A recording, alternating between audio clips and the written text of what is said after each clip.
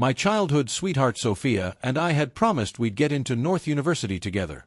But on graduation day, I found a photo of Sophia and the wealthy transfer student Makoto on the school bulletin board.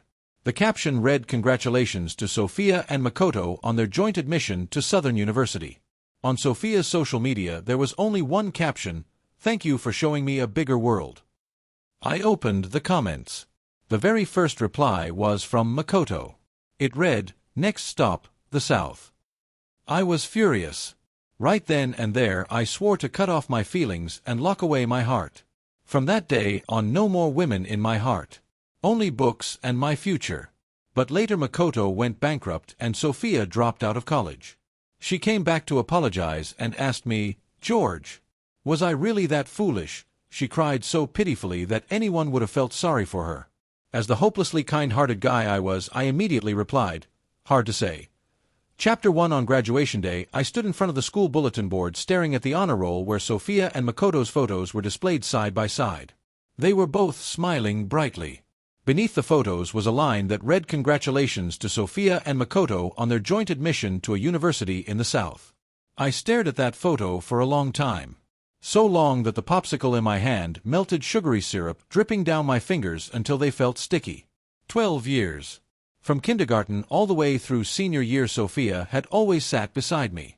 Back in middle school, she said we'd be deskmates again in high school.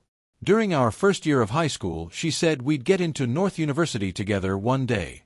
But in the winter of senior year, Makoto transferred from the South and took the seat behind her. Not long after, Sophia suddenly said to me, "George, the first think universities in the South are pretty great too." I didn't understand what she meant. By the time I did, she was already sitting beside Makoto smiling at him. Her eyes curved into crescents, the tips of her ears flushed pink, and even her voice had become softer than usual. She used to smile like that only at me. After the graduation ceremony, she posted on Instagram 9 photos. Every single one was of her and Makoto together. At the beach. On the sports field.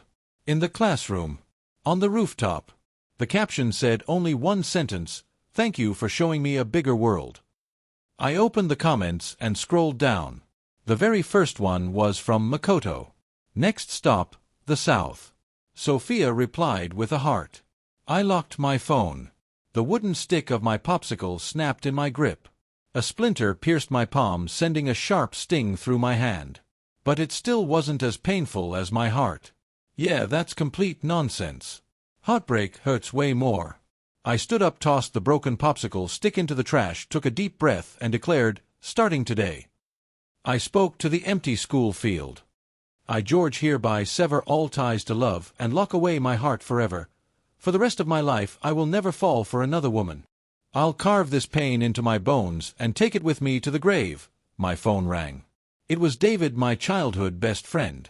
We'd been admitted to the same university. I answered, but before I could say a word, he exploded. "Holy crap, George, we got a 4-person dorm, private bathroom, and a balcony. Do you know how miserable the 6-person dorm next door is? Bunk beds, and the bathrooms all the way down the hallway shared." I cut him off. "David. I just got dumped." The other end went quiet for 2 seconds. Then David replied in the most serious voice imaginable. "Bro, I understand how you feel. But it's a private bathroom.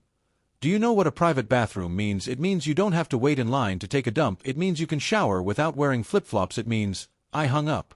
Chapter 2. When I got home, my mom was in the kitchen cooking. I tossed my backpack onto the couch and collapsed beside it, looking like life had completely lost its meaning. My mom came out carrying a plate of braised pork ribs, glanced at me, and asked, "What's wrong?" I said, "Mom, Sophia went to the South with Makoto." She froze for a second. Then she set the plate on the table. "So let her go." I clutched my chest dramatically. "Mom, 12 years, we've known each other for 12 years. So what?" she replied. "I've known your dad for 20 years, and I still want to strangle him every day." From the bedroom, my dad shouted, "Who are you talking about?" "You. Say that again if you've got the guts. You grumpy old man." I sat in the living room listening to my parents yelling at each other from the kitchen and bedroom. By the time they were done, every trace of my heartbreak had been blasted clean away. Seriously. They completely ruined the mood. After finishing her argument with my dad, my mom wiped her hands and sat beside me. "Son, let me tell you something honestly." "Go ahead." "I never thought Sophia was right for you." I stared at her. "Mom, you even used to make brown sugar ginger tea for her." "That was because you'd been friends for 12 years. She patted my shoulder. "Stop dwelling on it. Eat some ribs. When college starts, focus on your studies instead of wasting your time thinking about romance." "I don't have an appetite." "Oh." She nodded casually.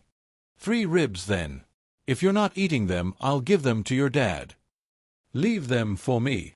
That summer I tried very hard to maintain my heartbroken image. Every day I'd post melancholy quotes on social media. Some people leave, and they're gone forever. The northern wind is cold. Just like her.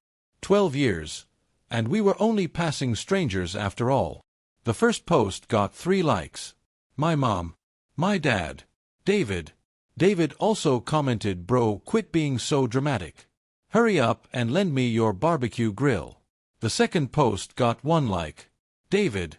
His comment, "So, about that grill." The third post got 0 likes. Instead, David sent me a private message.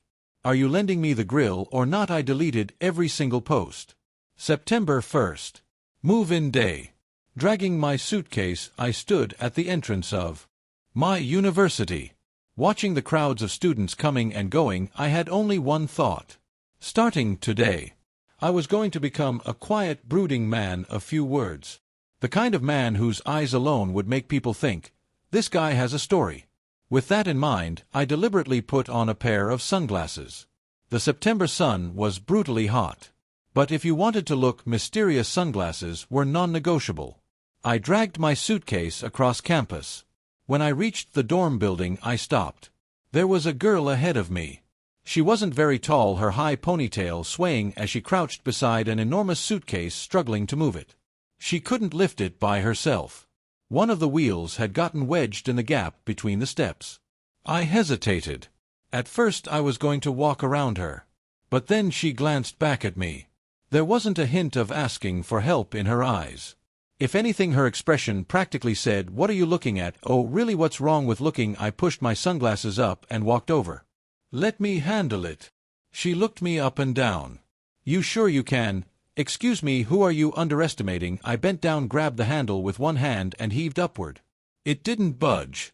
The smile on my face nearly cracked. I tried again. Harder. This time the suitcase moved. But, RIP, the zipper exploded. The suitcase split clean in half.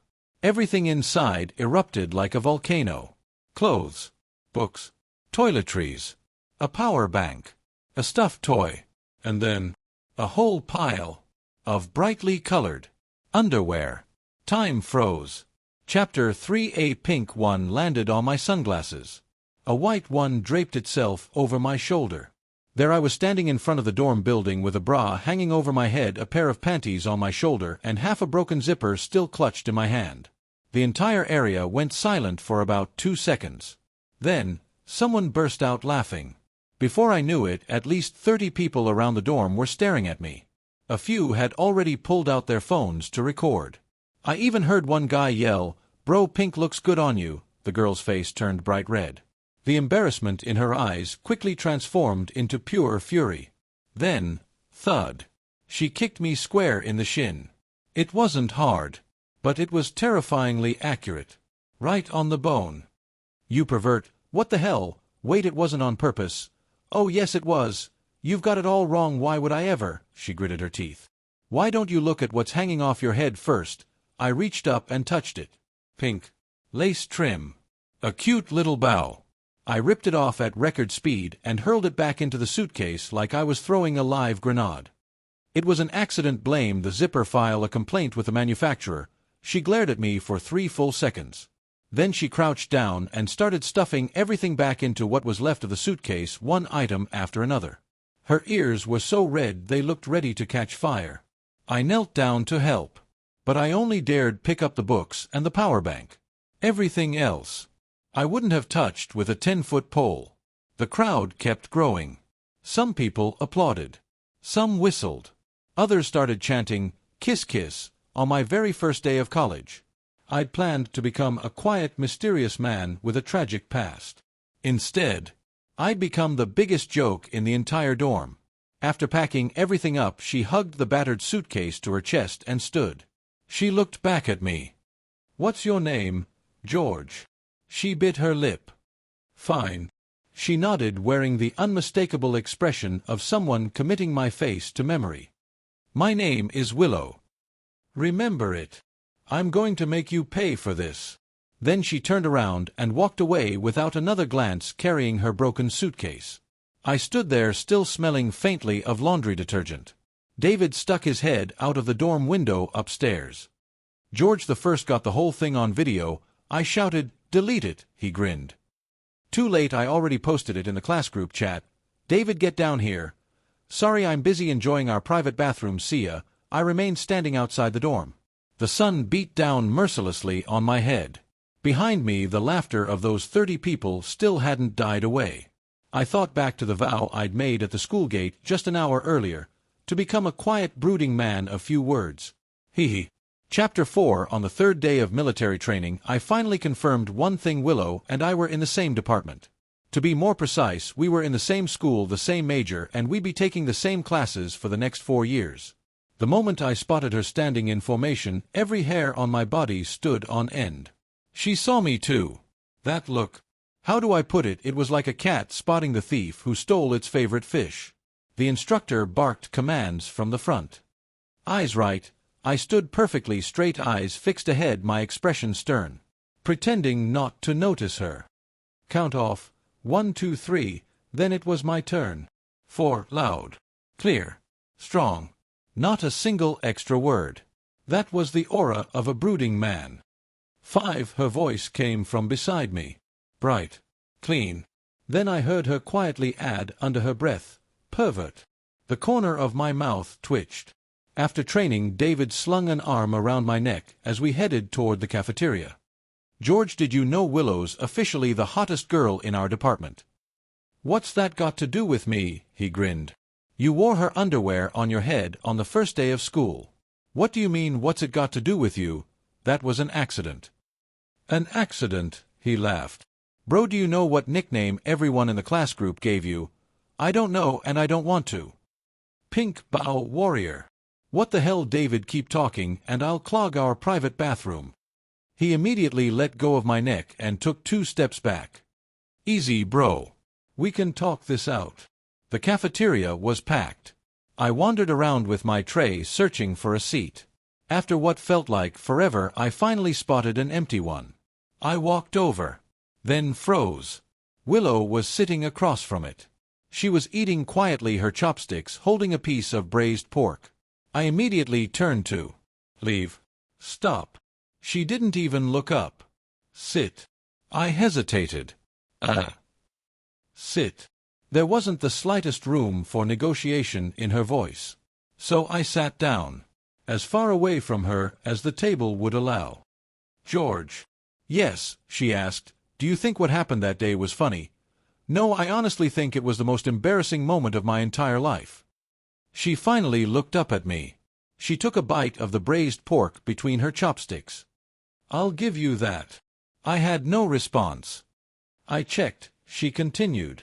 "The suitcase really did have a manufacturing defect." I nodded immediately. "Exactly, that's what I kept saying. But..." She set down her chopsticks. "Photos of you wearing my underwear on your head have already spread across the entire campus." "What?" "That video David uploaded got reposted on the university confession page. It's been viewed over 7,000 times." The spoon slipped from my hand. She continued expressionlessly. "The caption says, 'On the very first day of school, a freshman helped a senior girl air out her underwear.' This is the true spirit of college students. I'm not even a senior. And that caption is absolutely destroying my social life." She narrowed her eyes. "So, you're going to take responsibility?" "Huh, what? You?" She pointed at me. "You're going to contact the confession page admin and get the post deleted." "Oh." I scratched my head. "Can't you just..."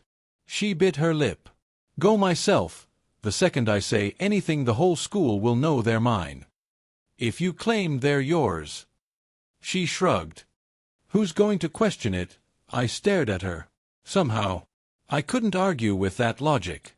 Chapter 5. That afternoon, I tracked down the admin of the campus confession page. He was a chubby guy with glasses sitting in the computer lab chewing on a spicy snack. "You want a post deleted?" I nodded. "Yeah." "Which one?" I rubbed my nose. "The underwear one." He gave me a thoughtful look. "Oh, so you're the pink bow warrior. Can you not call me that?" "Sure." He shrugged. "But deleting a post comes with a condition." "What condition?" He adjusted his glasses. "Go buy me 3 ice-cold Cokes from the vending machine. The machine's on the 6th floor of the building across the way. The elevator's broken." I stared at him. His expression was completely sincere. He wasn't joking.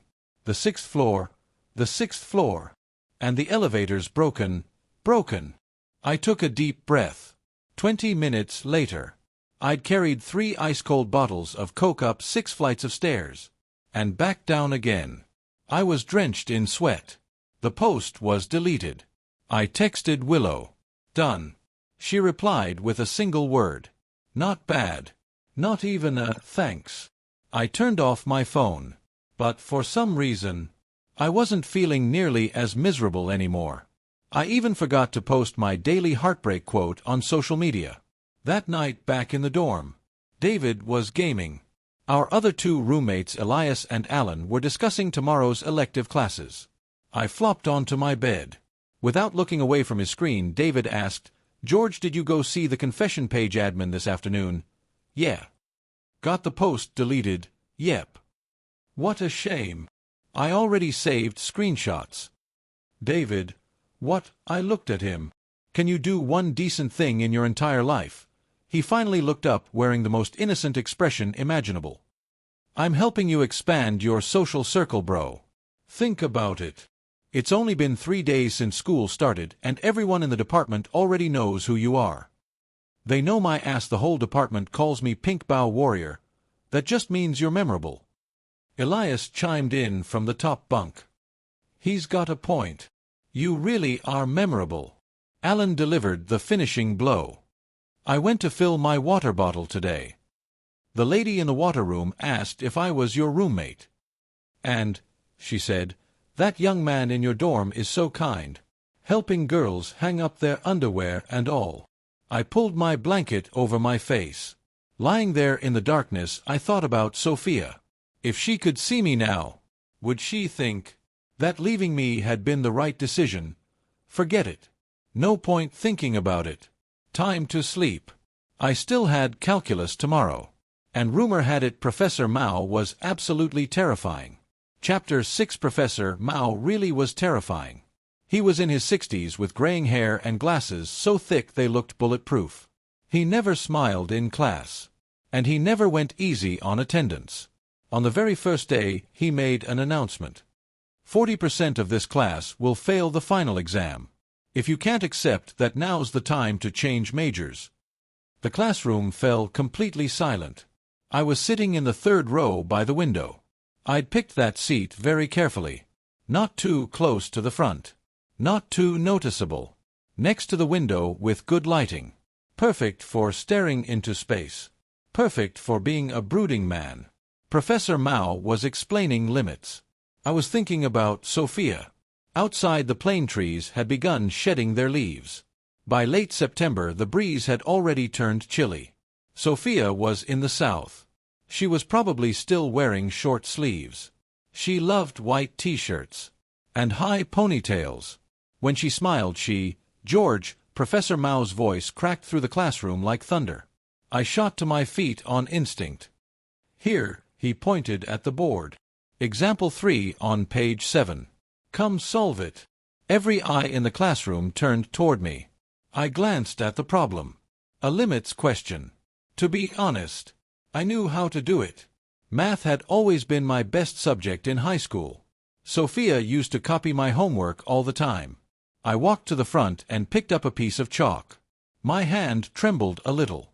Not because I was nervous, because I'd stayed up gaming until 3 in the morning and my hand still hadn't recovered from gripping the mouse. A few moments later I finished. Correct answer. Professor Mao adjusted his glasses and looked at me. You may sit down. No praise. But no criticism either. I let out a quiet sigh of relief and returned to my seat. Crisis over. Back to being broody. Unfortunately, from that day on, Professor Mao had his eye on me. He called on me at least once every class. And always with the hardest problems. The worst part, one knew how to solve every single one. For all 3 years of high school, the only way I'd coped with my emotions was by doing math. When Sophia was chatting with Makoto, I was solving problems. When Sophia and Makoto went to the cafeteria together, I stayed in the classroom solving problems. I did that for 3 straight years. I'd worn through my math workbook twice. So the questions Professor Mao threw at me were never particularly difficult. The problem was, I didn't want to be the genius. I wanted to be the brooding underachiever. The kind of guy who leaned against the window, stared at the sky, and contemplated the meaning of life. After class, Professor Mao stopped in front of me. George, you've got a solid foundation in mathematics. It's all right. He asked, interested in joining the mathematical modeling competition. No. Professor Mao stared at me speechlessly. He adjusted his glasses. I wasn't asking for your opinion. I've already signed you up. Wait, what? Then why did you ask me? Next Wednesday. 2 o'clock in the afternoon. Engineering Building Room 302. Be there for training. With that, he turned around and walked away. His steps were steady. His back radiated absolute determination. He didn't leave me the slightest chance to refuse. I stood there in silence. David walked over and patted me on the shoulder. Congratulations, genius. Get lost. But an even more ridiculous thing happened afterward. Tuesday afternoon. No classes. I went to the library. My objective was simple: find a quiet corner and become a brooding reader. I chose a seat tucked away beside the last bookshelf on the second floor, a place hardly anyone ever visited. I pulled out 100 Years of Solitude. Opened it. Perfect. The mood was just right. Dim lighting. Yellowed pages. Absolute silence. This was who I was supposed to be. A man so heartbroken that he'd buried himself in literature.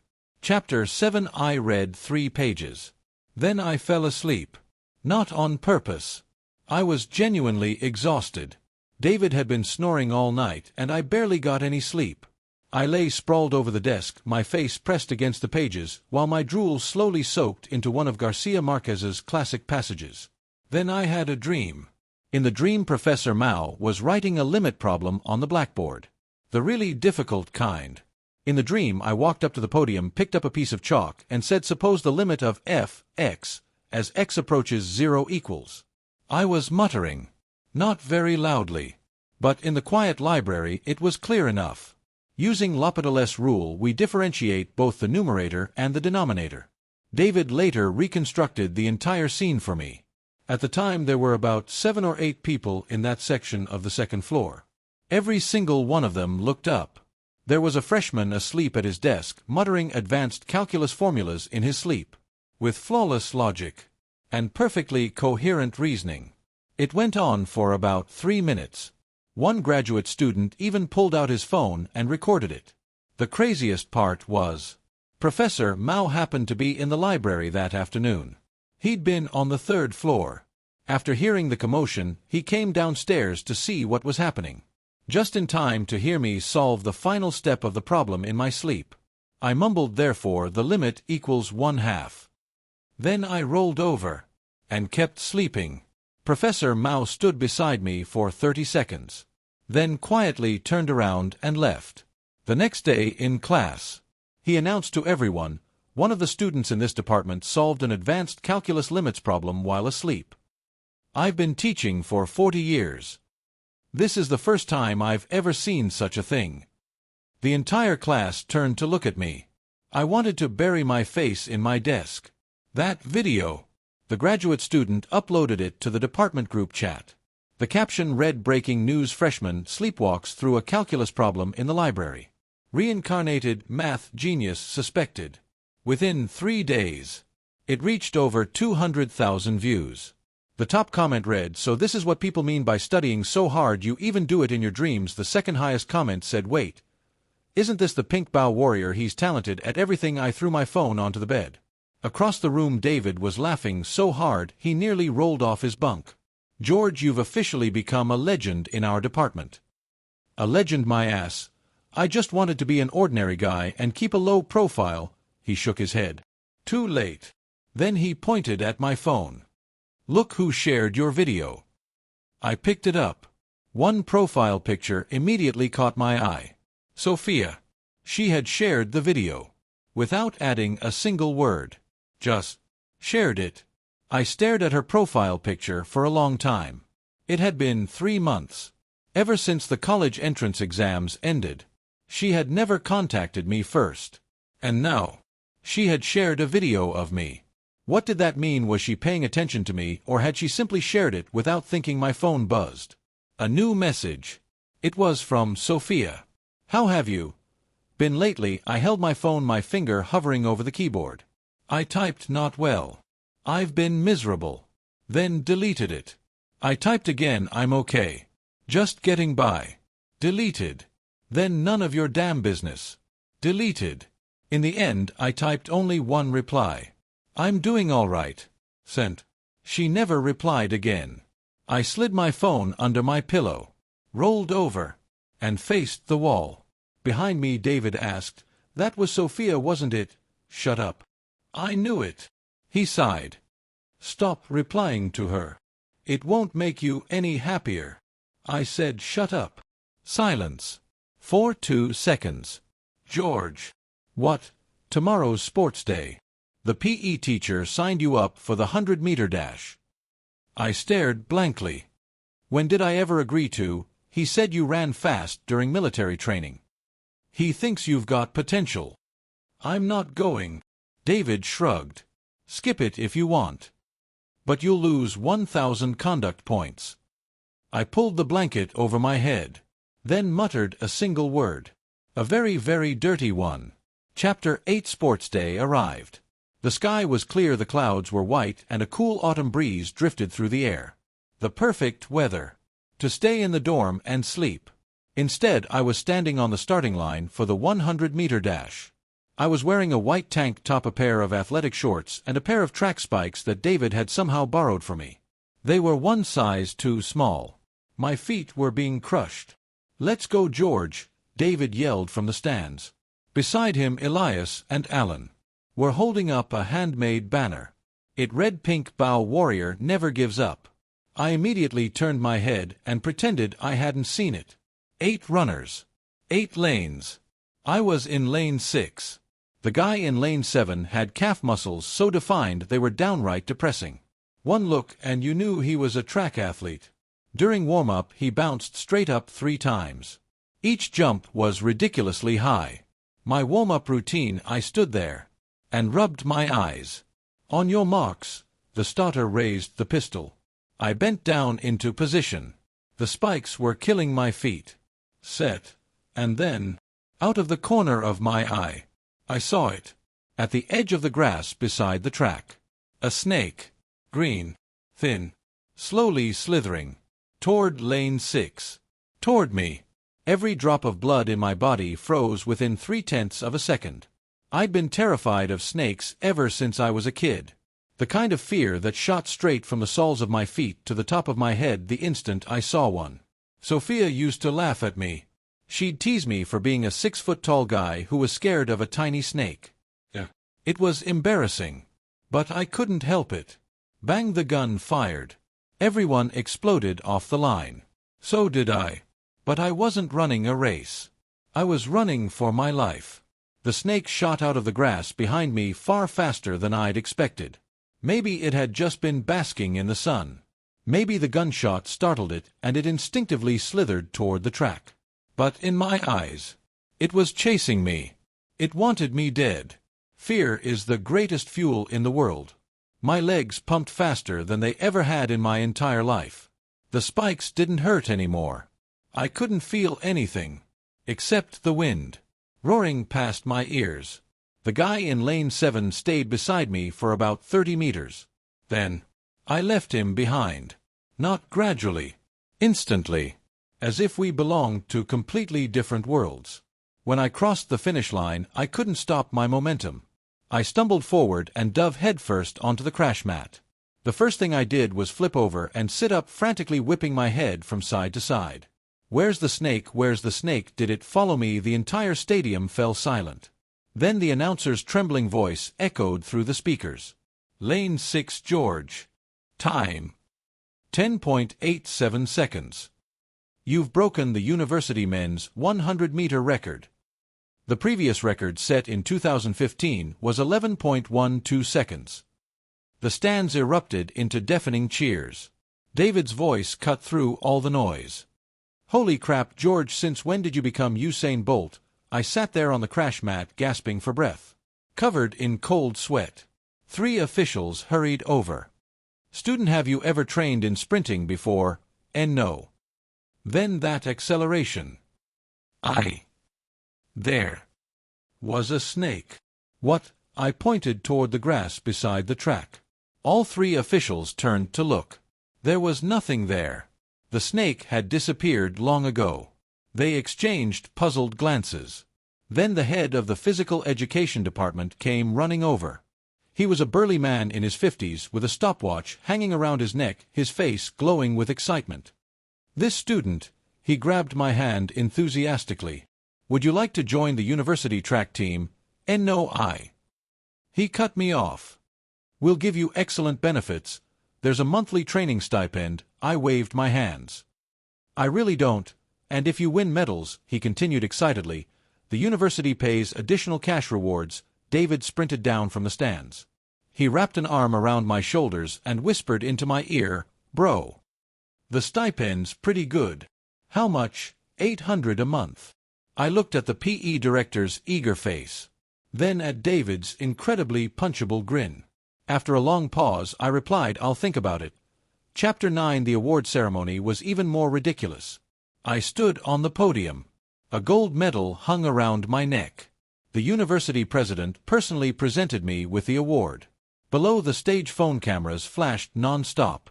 My expression was painfully stiff, because the entire time I was scanning the bushes around the field, just in case the snake came back. David was filming again. This time he didn't even post it in the class group chat. He uploaded it straight to the university's official TikTok account. The title read, "Freshman breaks university's 100-meter record."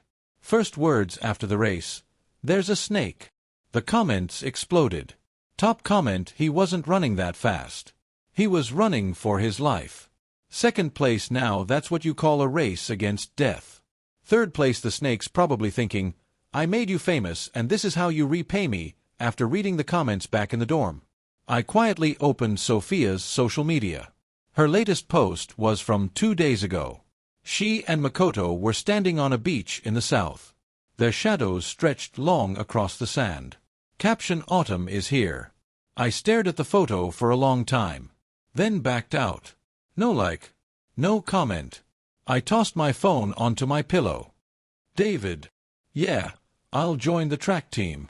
He nodded. "That's more like it." I added, "But if you secretly film me again, I'm throwing your phone into the toilet." "Got it, bro." He immediately raised his phone and snapped another picture. I chased him around the dorm 3 times. The entire building heard him screaming. By mid-October, the weather had turned cold. Autumn in the north arrived without warning. You needed a jacket in the morning and evening, but short sleeves were still enough at noon. Track practice officially began. 3 afternoons a week, starting at 4 o'clock. Sprinting, stretching, strength training.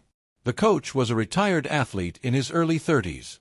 During my first practice, he watched me run a 400-meter lap, then shook his head. "Your running form is a complete mess, but your stride frequency is elite." "Huh," he explained, in plain English. "You look terrible when you run, but you're fast." Thanks. That wasn't a compliment. If we polish all those bad habits out of you, you've got a shot at the provincial championships. I didn't take it seriously. I joined the track team for the $800 a month stipend, not for some provincial competition. After practice, I headed to the cafeteria as usual. Today's braised pork looked especially good. Tray in hand, I searched for a seat. Then I spotted Willow. She was sitting alone in a corner. Ever since I helped get that post deleted, we'd occasionally run into each other in the cafeteria. Usually we'd either glare at each other, or she'd sigh, "You again," before we silently ate our own meals. Today was different. There was a guy sitting across from her. Tall, slim, gold-rimmed glasses. A nice hoodie that definitely wasn't cheap. Honestly, he was pretty handsome. He kept talking to Willow. She quietly ate her food without much expression. He slid a bottle of yogurt toward her. She didn't take it. He said something else. Willow looked up and moved her lips. I couldn't hear her, but judging by the way her mouth moved, she simply said no thanks. Short, direct. The smile on the guy's face stiffened. For some reason, I suddenly found the whole thing a little funny. I walked over and sat in the empty seat beside Willow. Not on purpose. It really was the only seat left. Willow frowned. You again? Yeah. When are you going to start eating in the other cafeteria? I scratched my head. There are only 2 cafeterias on campus. This one's closer. The guy across from us looked at me. You two know each other. Willow took another bite of rice. Not that well. I shrugged. I don't know if that's entirely fair. After all that day, you're Wendy. Shut up. She stopped her chopsticks midair and glared at me. Say one more word and you'll lose your appetite tonight. I shut my mouth immediately. The guy across from us looked even more confused. His eyes bounced between Willow and me, like he was trying to solve the hardest reading comprehension question he'd ever seen. Chapter 10. At last, he stood up with his tray and left. Before leaving, he said, "Well, Willow, I'm heading out." Willow gave a quiet hum. She didn't even look up. I watched the guy's back as he walked away. One of your admirers. What's it to you? Oh. I lowered my head and kept eating. After a couple of bites, she suddenly asked, "Finished training today?" Yeah. I heard you broke the school record. Yeah. Because of a snake. I was speechless. Who told you that? The whole campus knows. The corner of her mouth twitched. She was trying very hard to hold it back. But I saw it. She was suppressing a laugh. Can you not laugh? I'm not laughing.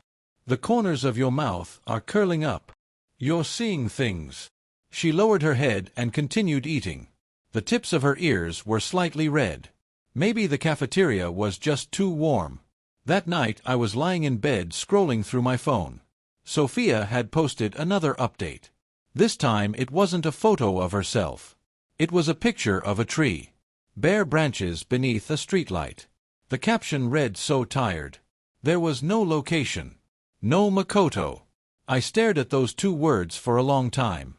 Tired of what? Tired because of what? Back then, whenever she said she was tired, I'd go to the convenience store, buy her a bottle of warm milk, leave it on her desk, and walk away without saying a word. Now we were over 1,000 kilometers apart. It wasn't like she expected me to buy her a cup of milk. Besides, why should I? She chose this path. I typed out a comment. Deleted it. Typed it again. Deleted it again. In the end, I didn't post anything. Looking at Sophia's posts again, David's voice drifted over from the opposite bunk. No. David snorted. Come on, man. Your screen's reflecting everything. I saw it. I had no comeback. He said, "Bro, let me give you some honest advice." He rolled over to face me. In the darkness, I couldn't make out his expression. Even if you win her back, things will never be the same. I know. If you know, then stop looking. I wasn't looking. Sure. You weren't looking. He rolled back over. 10 seconds later, George. What? Your mom called earlier. You weren't around, so I answered it. My heart skipped a beat. What did you tell her? She asked if you had a girlfriend. What did you say? I told her you've got several girls around you. David, hey, relax, relax. Your mom was thrilled. She said she's sending you 2 boxes of apples. I gritted my teeth. I don't need apples, I need you to shut up. They'll be here tomorrow. Fresh ones. I hurled my pillow at him. He caught it, then hugged it, rolled over, and kept it. One of these days, I swear I'm hanging this guy from the dorm roof to dry. Chapter 11. November arrived. The apples really did show up. 2 boxes. I couldn't finish them by myself, so I gave 1 box to the dorm next door. The other box was wiped out by David, Elias, and Alan in 3 days. I got 2. Just 2. Seriously, you guys couldn't have left me at least 4. David took another bite of an apple. Didn't you say apples represent your mom's love? Love is meant to be shared. When did I ever say that? In your dreams. For crying out loud. Before I had even recovered from the apple incident, my mom called again. Son, yeah, your roommate said you've got several girls around you. He's making it up. Don't lie to your mother. I'm not against you dating. It's just. Just what? She said. I've set up a blind date for you. The remote control slipped right out of my hand. Mom, I'm only a freshman. She cut me off. Your second aunt's son started dating as a freshman. His kid can already buy soy sauce. I let out a sigh. That's because cousin from second aunt's family. Never mind. I don't even want to explain. She continued, it's at the cafe in the shopping mall near your university. This Saturday at 2 in the afternoon. The girl's your dad's old comrade's daughter. She's a wonderful girl and she's beautiful too. Mom, I'm really not interested. If you don't go, I'm cutting off your allowance. Click. She hung up. I sat on my bed. The vein on my forehead twitched twice. David poked his head over.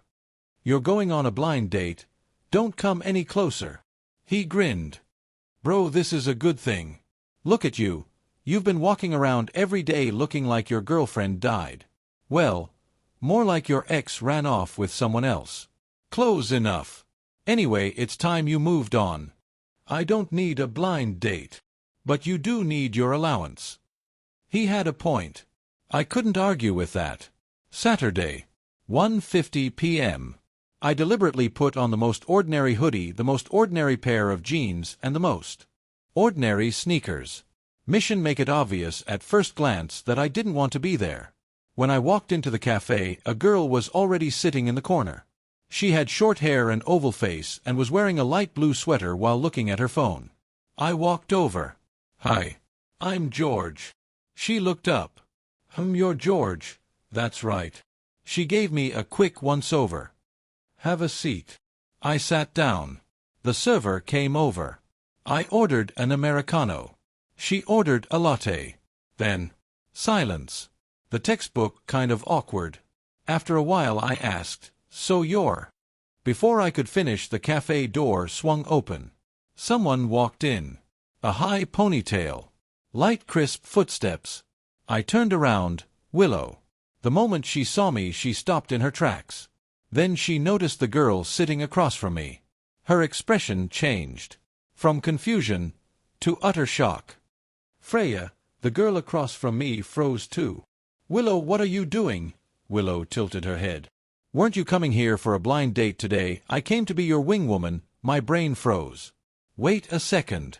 The girl across from me, Freya, was Willow's friend, and Willow had come to coach her friend through the blind date, and I was the guy she was meeting. The 3 of us looked at one another. An utterly suffocating awkwardness filled the air. Chapter 12. Willow was the first to recover. She slowly turned to look at me. Her eyes said one thing. What on earth are you doing? I didn't want to come either, I said. Then why are you here? My mom made me. George, do you even hear yourself? Scratching my head awkwardly, I said, I honestly had no idea your friend was my blind date. Freya spoke up timidly. You two know each other. Willow took a deep breath. After a moment she bit her lip and said, Not really. To my surprise, Freya's eyes suddenly lit up. You said not really, but isn't he that? That what? I immediately became alert. That pink bow warrior, Time froze in the cafe once again. Freya, shut up. Willow's voice dropped to a near whisper. But Freya was already excited. She slapped both hands on the table. Yes, I saw that video. He's the one who carried your luggage and then… Freya, Willow clapped a hand over her friend's mouth. Too late. A girl at the next table turned around and looked at me. Her expression practically said, "Oh, so it's you." I picked up my Americano and took a long sip. Bitter. Just a little more bitter than my life. The three of us sat there for another 20 minutes. Without question, they were the longest 20 minutes of my life. Freya kept laughing. Willow kept frowning. I kept drinking my Americano. Finally, Freya stood up. "I'm going to the restroom." She walked away, leaving only Willow and me. She asked, "Your mom set this up?" "Yeah." "You weren't actually thinking of…" "I wasn't. Don't worry. I'm not interested in your friend." "I'm not worried about that." "Then what are you worried about?" She was silent for 2 seconds. "I'm worried you'll drag my friend into your mess." "That's your opinion of me. What kind of opinion were you hoping for?" I thought about it. Turns out, I didn't have an answer. "So what do you think I should do?" Resting her chin on one hand, she looked at me. "Just tell your mom the two of you aren't a good match." "Fair enough. And one more thing." "What?" She looked at me. "You still can't let go of your ex, can you?" The question caught me off guard. She asked it so directly. Her eyes never left mine. "Why would you ask that?" "Because the way you looked at my friend, there wasn't a spark in your eyes the entire time." "I was only here because I was forced to come." "That has nothing to do with it. Someone who's truly moved on doesn't look like that." She stood up. "I'm going to find Freya." After taking 2 steps, she stopped. Without turning around, she said, "George, your eyes do light up when you're running." I sighed. "That's because there was a snake chasing me." She let out a quiet laugh. Then she walked away. I sat alone in the cafe. The Americano in front of me had gone completely cold. Its bitterness lingered in my mouth. She was right. I still hadn't let go. But I didn't know what I was actually holding on to. Was it Sophia or was it 12 years of habit? My phone vibrated. I looked down. A message from Sophia. "George, something happened to Makoto's family. I might have to go back north for a while." My fingers tightened around my phone. Outside the window, sunlight struck the coffee cup, reflecting a small patch of blinding white. I didn't reply. I turned the phone over, leaving the screen face down. I watched the people passing by outside. My thoughts were a mess. What was coming would come eventually. I just wasn't sure I was ready for it. Chapter 13. I didn't tell anyone that Sophia was coming back. But somehow David got the news through one of his mysterious information channels. One night after training, I had just taken off my shoes when he spoke from the top bunk in an eerie voice. "So, I heard Sophia's coming back." I froze halfway through taking off my socks. "Who told you that?" "Someone mentioned it in your high school class group chat." "You muted the group, remember?" "I didn't." I looked up at him. "Why are you even in my high school class group?" "You forgot senior year you had me pass notes to Sophia. I added a bunch of people from your class and later they invited me into the group." "That was 2 years ago. Why haven't you left yet?" "Because that's where all the gossip is, bro. I only found out Vale and Cammy broke up because of that group." I rolled my socks into a ball and threw them. They landed about 8 inches from his face. I was showing mercy. "So," he asked, "what happened to Makoto?" "No idea." "You didn't ask Sophia?" "No." "She messaged you?" "Yeah." "And you didn't reply?" I replied with David leaned over the edge of the bunk and looked at me as if I were terminally ill. "Bro, you're hopeless." "How am I hopeless?" he said. "A girl goes out of her way to message you and all you send back is, are you having a conversation or sending Morse code?" I sighed. I just didn't know what to say.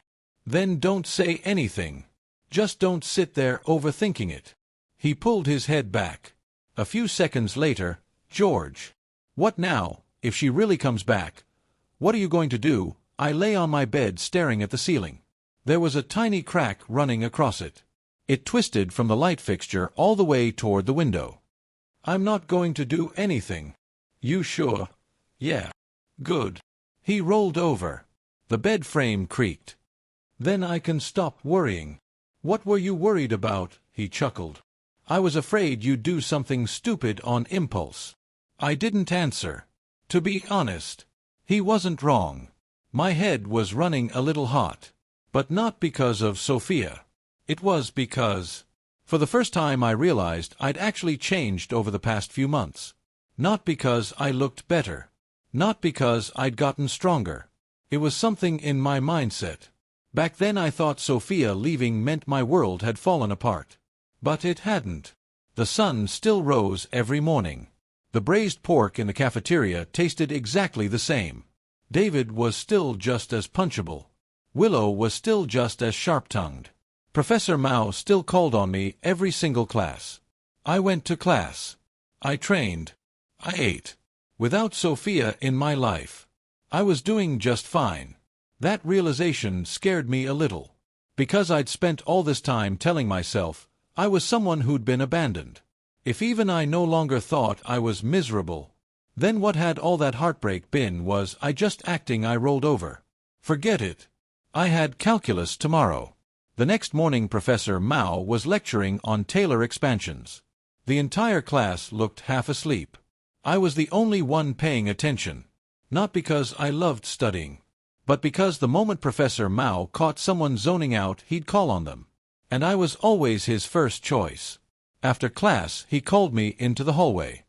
"I read your paper for the mathematical modeling preliminary." I rubbed my nose awkwardly. "Oh, that. I kind of just threw it together." "It won the provincial second prize." "What?" Professor Mao nodded. "The results will be released tomorrow. Your modeling approach was excellent. I've left comments on a few sections. Revise them when you get back and aim for the national competition." I stared at him in disbelief. "Professor Mao, I really wasn't planning to." "Whether you planned to or not doesn't matter." He looked at me seriously through his glasses. "If you're capable of doing something but choose not to, that's called wasting your talent." Chapter 14. He walked away. I stood there in the hallway holding the paper that was covered with Professor Mao's handwritten notes. Provincial second prize. Second prize in the provincial mathematical modeling competition. As a freshman, I'd always thought I was just an ordinary guy. So ordinary that my only defining trait was being Sophia's childhood sweetheart. But after Sophia left, it felt like I'd become someone who no longer needed to rely on anyone else. When I got back to the dorm, David had already spread the news throughout the entire department. "George, provincial second prize. That scholarship is basically yours this semester." Elias applauded from the top bunk. Alan dug out a bag of spicy strips to celebrate. David threw an arm around my shoulders and insisted on treating me to barbecue. "You're paying," he grinned. "You pay. I'll treat." I stared at him. "That's me treating. Details don't matter. Come on." That night the four of us were at the barbecue stand outside the university's north gate. We went through a whole case of beer. David got drunk and wrapped an arm around me. "Bro, you're so damn handsome." Elias got drunk and fell asleep on the table snoring. Alan got drunk, squatted by the roadside, and called his mom to tell her he missed home. I wasn't drunk. I'd always had a high tolerance for alcohol. I sat on a plastic stool holding a bottle of beer that was no longer cold. The streetlights glowed overhead. The lively sounds of the night surrounded us. I pulled out my phone. Sophia's profile picture sat quietly in my chat list. She still hadn't told me exactly when she'd be back. But I already knew. This time I wasn't going to chase after her anymore. Not because I didn't like her. Not because I hated her. It was because I'd finally realized that my world didn't revolve around her. My phone vibrated. It wasn't Sophia. It was Willow. "Where are you guys drinking?" "The barbecue stand by the north gate." "Are you free tomorrow afternoon? I need a favor. Help me move a bookshelf." "Why don't you ask that admirer of yours no? I want you to do it." Fine. 2 o'clock. Meet me downstairs outside the girls' dorm. Not upstairs, you want to come upstairs, not really. Then downstairs it is. I put my phone away. Before I knew it, the corners of my mouth had lifted. Then I took a sip of beer and forced the smile back down. No. I was supposed to look heartbroken. But the smile came back anyway. Forget it. I couldn't be bothered anymore. Early December. The first snow fell in the north. Sophia came back. She didn't tell me beforehand. I saw her at the cafe by the university gate, the same one where I'd gone on that blind date. That afternoon, after helping Willow move the bookshelf, I happened to walk past the cafe. I glanced through the window. Just one glance. She was sitting by the window. She'd lost weight. Noticeably so. Her jawline was sharper. Her cheekbones were more pronounced. She wore a gray coat. Her hair was down, resting over her shoulders. A cup of coffee sat untouched in front of her. She stared out the window, her gaze unfocused. I stood outside. She didn't see me. Or maybe she did, and simply didn't recognize me. I stood there for about 10 seconds. Then I turned around and walked away. 2 days later she contacted me. A message on WeChat. "George, can we meet?" I stared at those words for a long time. Then I typed where she replied, "The park outside the university." The usual place. The usual place. The park we'd always gone to in high school. There was a row of benches there. We sat there eating popsicles in the summer. We sat there breathing clouds of white in the winter. Whenever she talked about the future, that was where she liked to sit. I went. Chapter 15. 3 o'clock in the afternoon. The sun barely showed through. Thick clouds covered the sky. There wasn't much wind. Half the snow had already melted, leaving the ground damp. Sophia was sitting on the far left bench, just like she used to in high school. I walked over, sat down beside her, leaving the space of one person between us. She didn't speak first. Neither did I. About a minute passed in silence. "You've lost weight," I said. "Yeah." "What about Makoto?" She lowered her head. Her fingers twisted the sleeve of her coat. "My dad's business ran into trouble. His family owes a lot of money now. He dropped out."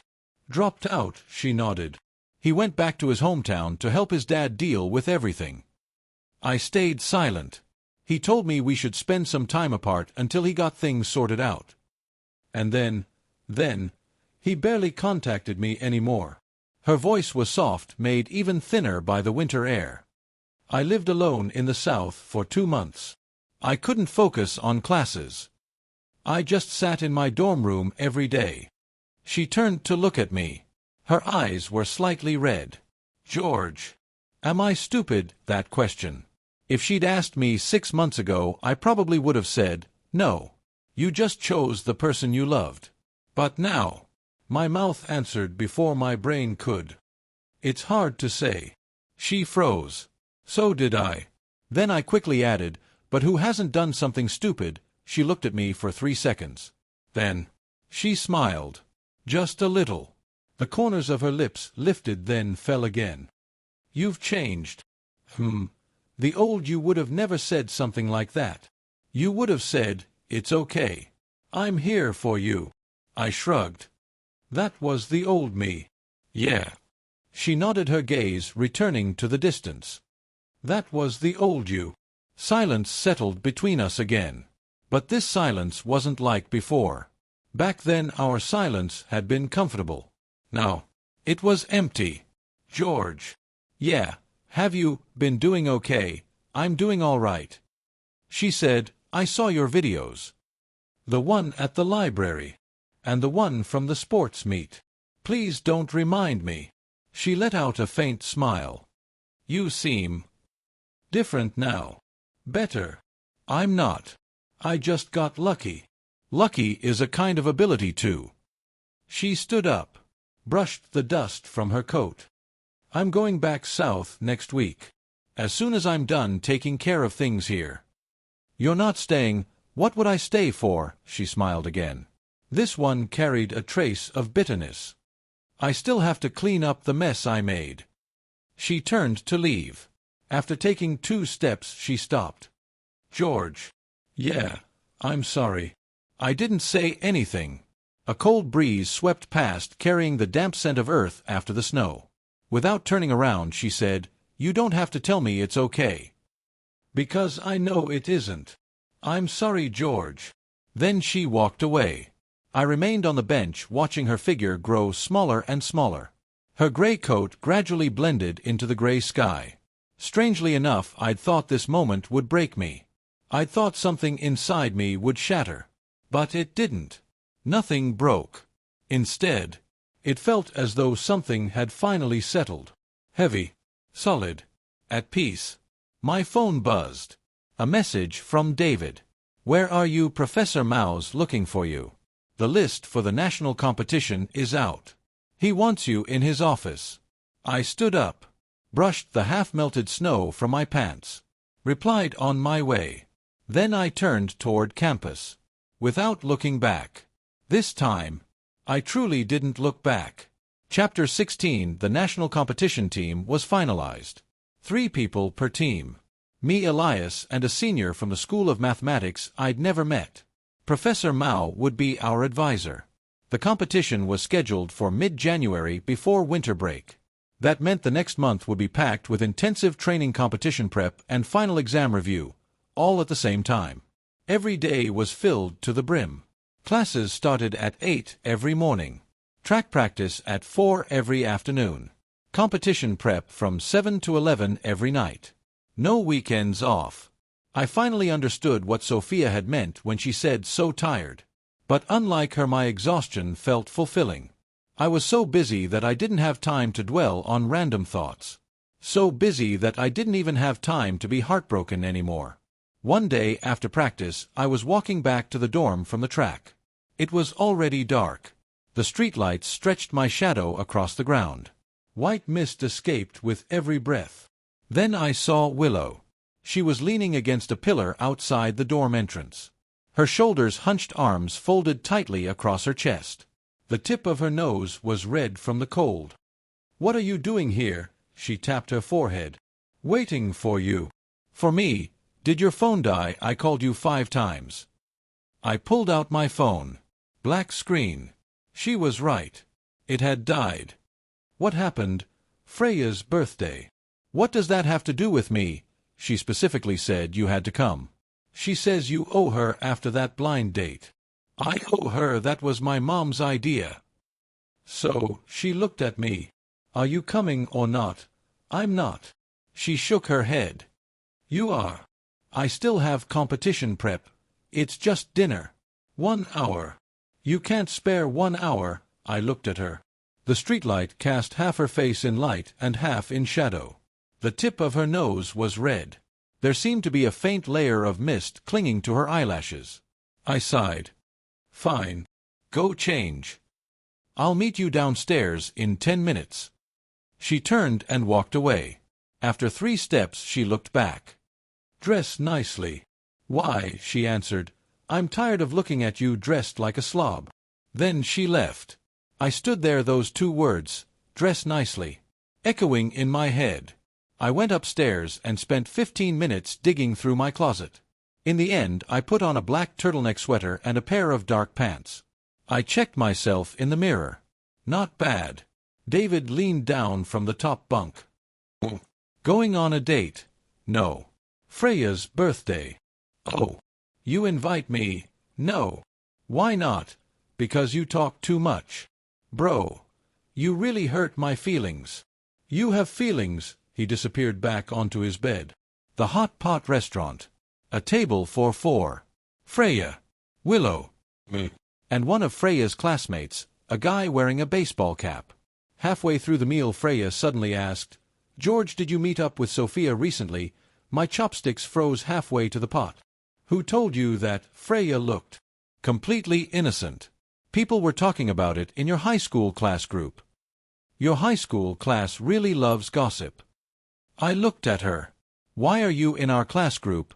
Your roommate invited me. David. This wasn't the first time I'd wanted to strangle him. Beside me, Willow was dipping slices of tripe into the broth without looking up.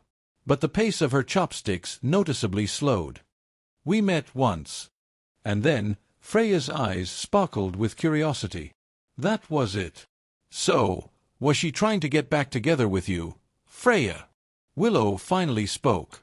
Her voice wasn't loud, but Freya immediately shut up. Silence hung over the table for 2 seconds. Willow placed the cooked tripe into her own bowl. Without even raising her head, she said, "Just eat. Stop gossiping." Oh. Freya shrank back obediently. After dinner, Freya and the guy in the baseball cap left first, leaving only Willow and me standing outside the hot pot restaurant. Chapter 17. The December night was so cold that even breathing hurt. So, I asked, "Which way are you going?" She answered, "Whichever way you go, I'll go the other way." I was speechless. She pulled her scarf higher, covering half her face. Then she suddenly called out, "George." "Yeah," she asked, "have you finally let go?" I didn't answer right away. Instead, I looked up at the sky. There were no stars. The clouds were too thick. "I think so." "You think?" "Yeah. I think I have." "You're not even sure yourself," I said. "Some things aren't like flipping a switch." "But I do know one thing. I'm not going back." She looked at me for a few seconds. Then she nodded. "That's good." She turned and started walking in the opposite direction. After a few steps, I called out, "Willow." She stopped, but she didn't turn around. "Thanks." "For what?" "Thanks for always." Willow cut me off. "If you're about to say something sentimental, I'm leaving right now." I smiled. "Thanks for not letting me successfully become a gloomy, brooding guy." She still didn't turn around, but I saw her shoulders move slightly. She was probably laughing. Then she said, "You never would have pulled it off anyway." And she walked away. I stood outside the hot pot restaurant. The taste of the spicy broth still lingered in my mouth. Hot. Numbing. The warmth spread from my lips all the way into my chest. For a brief moment, I suddenly wanted to sprint, the way I did in the final stretch of a 100-meter race. But I didn't. I shoved my hands into my pockets and walked back toward the dorm. The wind cut across my face, icy and biting. But for some reason, I couldn't stop the corners of my mouth from lifting. Chapter 18. January. The national competition came to an end. Our team won the national second prize. Professor Mao treated us to Peking duck. It was the first time in my life I had ever seen him smile during a meal. The winter training camp for the track and field team also ended. Coach said the provincial championship would be held in March and reminded us not to stop training during the winter break. Final exams arrived. I scored 93 in calculus. Second in the entire faculty. David failed English. He had to take the makeup exam. I went home for winter break. When my mom saw my report card, she was so happy that she made 2 extra dishes for dinner. My dad stared at my certificates for a few seconds. Then, without saying a word, he poured 2 glasses of baijiu. One for himself. One for me. We clinked glasses. Neither of us said a word. My mom wiped away her tears and murmured, "My son has really made it." "Mom, I only won a provincial second prize and a national second prize." "That's already making it. Just look at your friend David. He failed English." I frowned. "Don't say that. David's a good guy." "Weren't you just saying the other day that he talks too much?" She waved her hand. "He does talk too much, but he's still a good kid."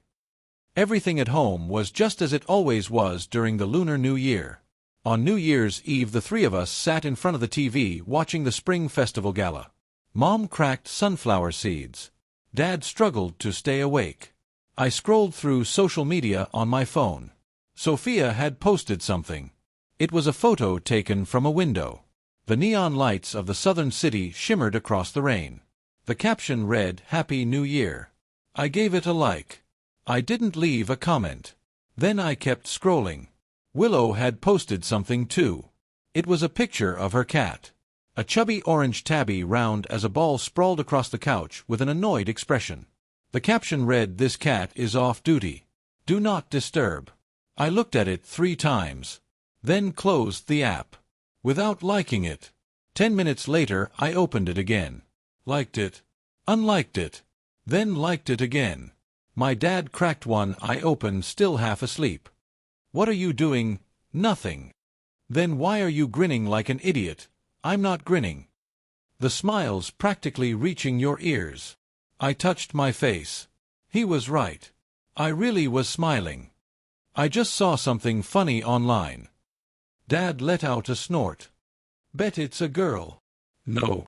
I've been alive for 50 years. You think I can't recognize the face my son makes when he's thinking about a girl? Mom perked up instantly.